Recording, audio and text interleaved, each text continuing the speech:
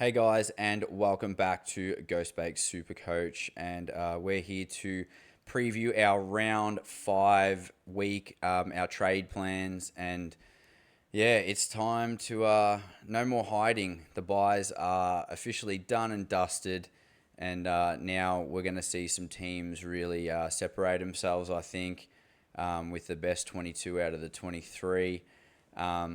The carnage has thrown a lot at us the last few weeks, so I definitely think there's no more cookie cutter teams or, um, you know, a lot of the similarities people have, I think, have started to change, and people doing different strategies with the injuries and all the chaos that's just been thrown at us. So it's good. Sometimes when you get put on your heels, we find out how we react to things and what we do, and strategies change, which is the best part of Supercoach, is seeing how everyone deals with it. So yeah, we're ready and we are keen. So we're going to go through our trade plans in a sec. Bit of a hint, obviously, if you've looked at the thumbnail in regards to where we're going to head with our trades, and a bit of our thinking going into this round. As I said, super important that we, make the right moves now. It's crunch time. So super keen for this weekend, and I'm actually really, really happy with my trades. It's a bit aggressive and a bit probably against the pack, I guess. But I've just decided that last week I did what I wanted to do. I brought in Bont and Gorn, and it worked. And yeah, I'm just going to bring in the players I want. Today I'm going to bring in probably the last two players I really, really want in, and then there's some players I'd like to have in, but I don't mind waiting for, or, we'll see some spots that'll open up for value, given, players coming back from injury, or players that maybe had a few rough or tag games or whatever. So we'll keep some of those spots open, but yeah, we will go through that. As discussed, I think I discussed it in one of my previous videos. We're going to be focusing on our back line and our midfield. I did think my ruck line was done, but it's not. But we'll get into that in the trade parts. But yeah, so I really want to focus on the back line and the midfield, because the ceiling scores there are usually more consistent and more, probably a little bit higher than the ceiling scores of the forwards. I think you got that big blanket over, other than Sheasel and Petrarca, and obviously maybe took Miller when he's gets his DPP soon. I don't think there's a lot that are guaranteed top of the line. I think anyone can range between, they could give you between a 60 and a 120. Like your Cozzy types, your Boltons. Even someone safe last week, I thought, like Ryan Myers, he only pumped out like a 60 or 70 or something, and he had to get going for that because he was not even on track for that. So happy to wait for the forwards, and keep our forwards pretty bare and basic, because I think that the rookies we've got, or the mature age players, your Dev Robs, your Flanders, your Philippus, your Todd Marshall, I think we can just keep them on field, and they're going to score roundabouts. They might not get these massive ceiling scores, so if you miss out on one or two of them, that's fine. But if we're loading up everywhere else, I just think that is the best option. So that's our strategy and what we're doing. As I was saying in the thumbnail, you can see that we are all aboard the Orange Tsunami. We are ready to go. It's a great team to jump on because the buy structure suits. Obviously, they've just got the buy coming up with Richmond down the track, and we've got no Giants players at the moment, and we've only got a Richmond rookie. So definitely good time to load up. They've got a pretty decent run coming up that involves like Essendon, West Coast, North, and Richmond this week. A couple of tricky ones in there, like Sydney's in there, but I think overall it's a pretty decent run, and we're just going to look at what we can do. So we're actually going to boost again this week. So this will be our third boost. And I know that's probably a bit aggressive, but I've made a deal with myself. This would be the last boost I use, and I will I've got plans for what if something happens next week. And we'll be happy to just use the cover if we've got it, which we should have, because pretty much everyone's playing. Murdoch will be back next week. It's pretty much a ZZ that isn't playing at the moment. This is obviously before teams are announced, so unless there's a few curveballs tonight, I think we'll be pretty sweet to just go with that. And basically, my plan B is Dan Houston is there until he plays a shit game and gives us a 60 again. As soon as he does that, he is gone. So, yeah, we'll get into what we're going to do. But basically, first trade I want to do is I want to get out trash that I'm so sick of. And I alluded to this in my review. I am well and truly over Caleb Windsor. I know he's got Essendon this week. I just don't see him doing anything viable, or, this will probably be the week he does do something, unfortunately. But 50s, he hasn't gone past a 70. I stuffed up. I would have kept Parrish over him last week. Didn't really matter anyway, because they both sort of just got their break evens, and it was only an extra 15 points or something. But yeah, I've spent up a bit, and it's not that I'm using too much cash, or it's probably the trades that are the most important, but I'm trying to correct the mistakes I started. I started with Hayden Young. That was a mistake. Parrish was a mistake. Obviously, all the data and all the preseason stuff was big on them, and they looked the goods then. But yeah, just no. And the worst was, instead of going, I was going to go on McKercher, got scared off of that when he had the injury, and then the low tog and mid forward sort of training. So went with Windsor and Blackiston, and that just shocking. Lesson learned. It'll be guns and rookies next year. None of this mid price crap, because it just has not worked.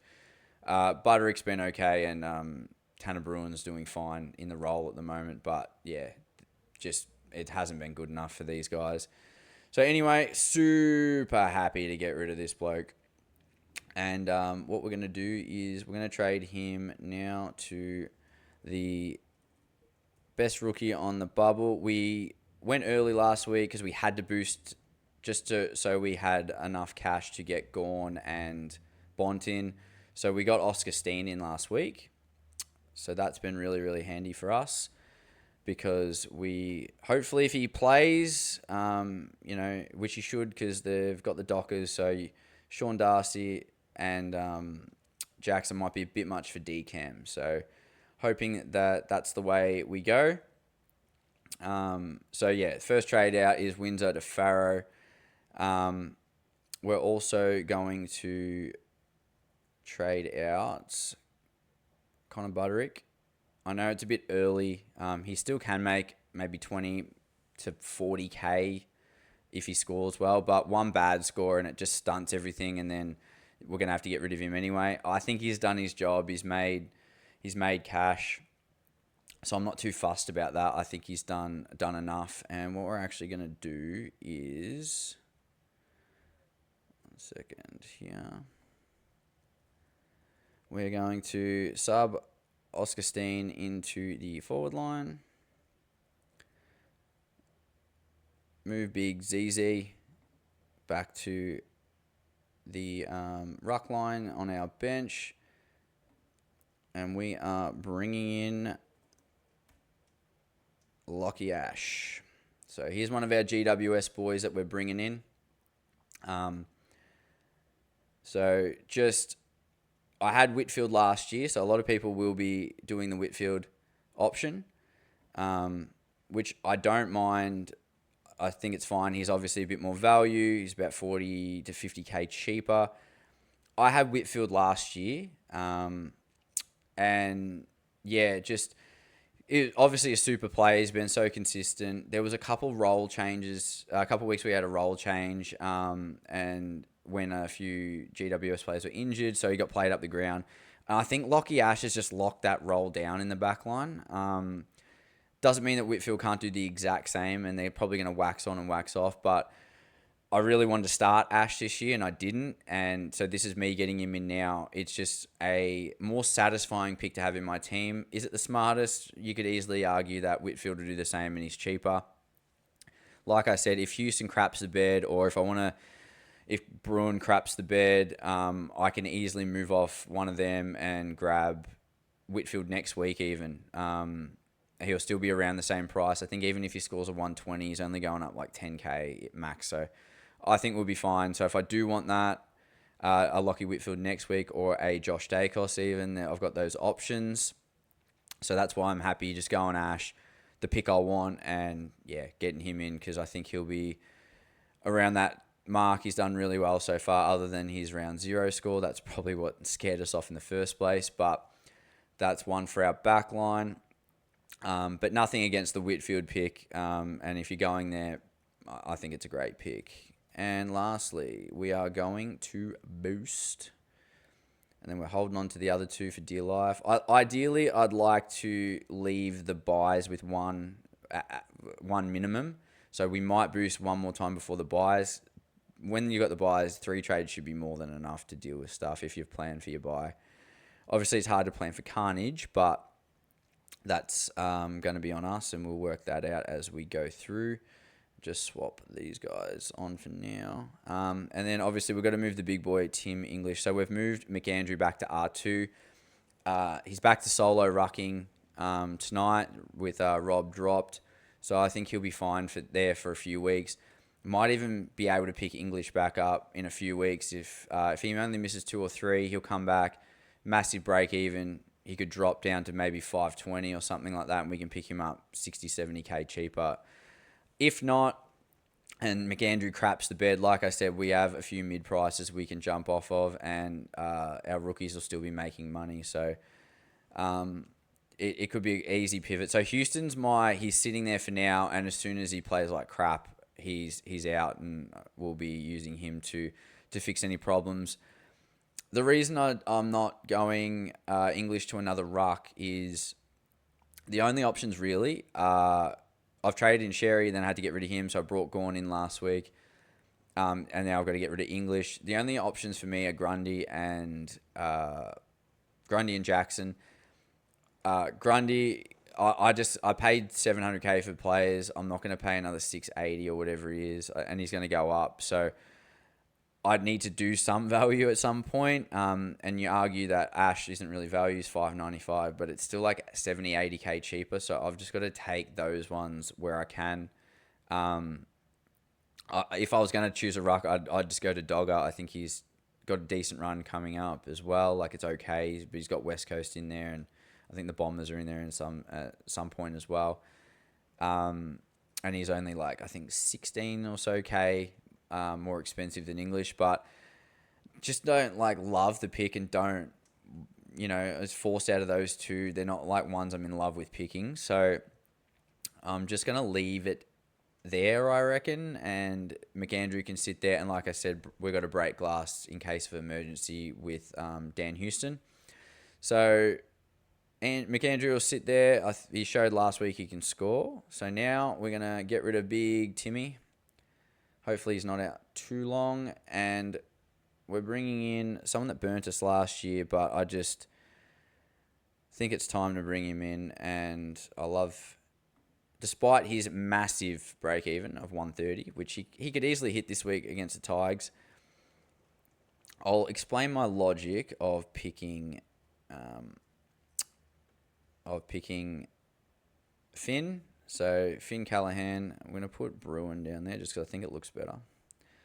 And the reason I don't want... Jagger's playing tonight, so I'll keep him there. And then I'm going to loop between Blamires and Grill because Farrow... I could swap Grill and Farrow, but Blamires and Farrow play pretty much at the same time. I'll probably put the E on Farrow just in case. But I think it's okay to have Jakes, and Sarong had a massive score. So I think that's pretty safe. And structure-wise, I'm pretty happy. So now I've got Sarong at M6, which is awesome, and still got Bruin. So yeah, I'm really liking the way that the structure looks. Yeah, the forward line's weak, but averaging 125, 88, 73, 84. Philippou will average higher. He's just, the minutes are building up and he's starting to get his scoring back. And then you've got Toddy Marshall, who's proven he can do it too with 81. He should be back in. And then Steen and Lombard on the bench for now.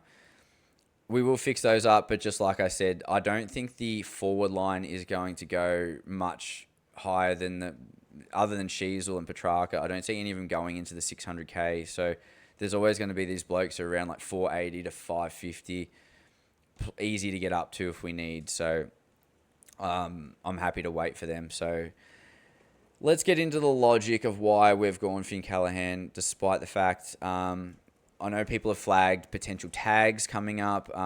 Richmond this week is fine, but then they've got Sydney and maybe North with Finn O'Sullivan. We're not sure if he's going to play Finn O'Sullivan. He's broken his jaw, fractured his jaw, so possibility of surgery, but it could be anywhere between 2 to 4 weeks. And they played Giants right in the middle of that. So if he is back for it, he'll definitely go to Callaghan. There's no ifs, ands about that. Now, with James Jordan, last year, he's historically has always tagged Whitfield, but last year he went to Lockie Ash. So Callaghan's last 2 scores against Sydney have been like 130 pluses. And here's my logic for picking them both. If I pick one of them, I know for a fact I'm going to pick the one that gets tagged.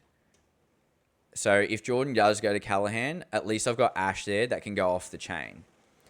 If he goes to Ash, I've got Callaghan there that can go off the chain.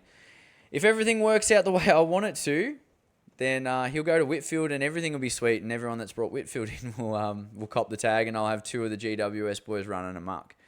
But I think Ash is definitely safe for the North game. So it'll just be if Callaghan gets tagged there. Is he probably going to get cheaper? If he cops 2 tags in a row, yeah, after this week, yeah, he probably will get cheaper. But I want him now, and I think he'll be a top 8 mid, and I just think it's just a good pick, and he's got a good run after that, so he'll come good if worst case. But they're the picks I want.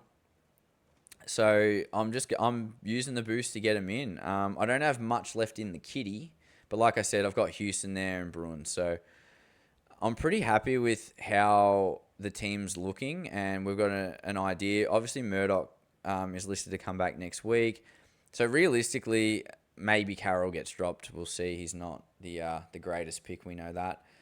But other than that, it's just pretty much ZZ. And I don't want to waste a trade just going from him to somebody else. So, every line should have players playing next week. There might be one off in the midfield, and hopefully Oscar Steen holds his spot as well. I think he will. But yeah, so that's the structure we're going with, and that's the rhyme and reason. I just think, it looks like a pretty stacked team. Hopefully it can perform this week. I'm making moves that I really am enjoying the last 2 weeks of trades. Bringing in Bont and Gawn just gives you that safety. And then you got Ash and Callaghan, just 2 blokes I want to get in that now I don't need to stress about. I'll save the boost. Hopefully, if all goes well, if Houston pots a good score and there's no carnage or anything that gets thrown at us this week, I might just do a rookie downgrade to someone on a bubble. Maybe if Carroll's not playing, I can go down to like a Perez or a Dirksen or something like that with DPP. We also get all the DPP changes, so there will definitely be a few there. But riding our Jordan Clark, he's shown he can be good and crap at the same time. Anderson hasn't done what we've wanted to do. But we're holding the picks because they're our primos, and I'm not unnecessarily trading out primos when I don't have to. Mid prices are a different story. That's why I'm happy to let Butterick go, because with Marshall coming back in and Philippou, I think they can easily score what Butterick gets. Same with Dev Robb as well coming back in. So we'll see if we get the rookie roulette right, but that's pretty much it. We'll loop Blamires and Grill. So if Blamires gets maybe a 75, I think we'll take that. Even a 70. We've seen what Grill can do. And I think he'll do all right against the Giants, but you never know. Jagger should be fine now. For some reason, Carlton have dropped Georgie Hewitt. They want a bit more speed in the midfield, I reckon, and so Jaggers and Sammy Walsh and probably Chera will get a lot more CBA involvement. Also, our VC and C options for the games. Obviously, I'm going to chuck the V on Big Maxi for sure. In regards to our C's, I'm definitely not going to trust. I think I'll just keep it on Bont for now. No one in the forward line. Obviously, not going to use Bruin in the flex. Nick Dacos plays before Gorn, but just, he's coming back from the calf, and he can kill it. He smashed Freo last year when they didn't tag him, so I think he could be a good VC option if you want to throw a shot at the stumps and just see how you go. But I'm going to be a bit more cautious. Butters, he's done a few things that are good, 120s, 130s, 114. It's okay. It's probably you'd probably still take that this year, to be honest. But he could go off against the Saints, but he could get tagged as well. So Anderson, he probably cops the Jordan tag. And even if he doesn't, he scored crap anyway. So not really going to worry about him.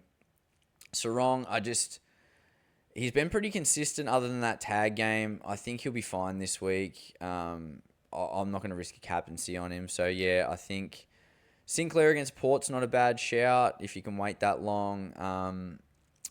Same thing, you could roll the dice with Ash or Callahan as well. I never really chuck the VC or C too often on blokes I just brought in other than Bont last week, but that's because he's the GOAT. So, obviously going to do that. And definitely not touching anybody else. So, yeah, leave it on Bont for now. It'll be interesting to see how he does without Ed Richards in the team and no Libba as well. Does he cop a lot of attention? I think he'll be fine regardless. But, yeah, we're just hoping Big Maxi puts it away for us nice and early against my mob, the Bombers. Please, the Blackiston curse. I want that to... No injuring Ruckman, please, especially go on. So, touch wood. But yeah, that's pretty much where we're at in terms of VC and Cs. Hopefully we won't need to fall back on anyone else, but we do have Callahan and Ash as well that we could use for a VC or a C. So, but yeah, that's basically it for our video today. So thanks heaps, guys. Love to hear your thoughts on the trades. Tell me what your trades are. Happy to chat if you're stuck and maybe give some advice on if you're tossing up between anything. But let's hope everyone has a big score. Let's hope for no injuries and that we come out of this round a lot more positive than we did most of the best 18 rounds that we've just gone through. So good luck to everyone, and we'll see you in the next video. Catch you guys.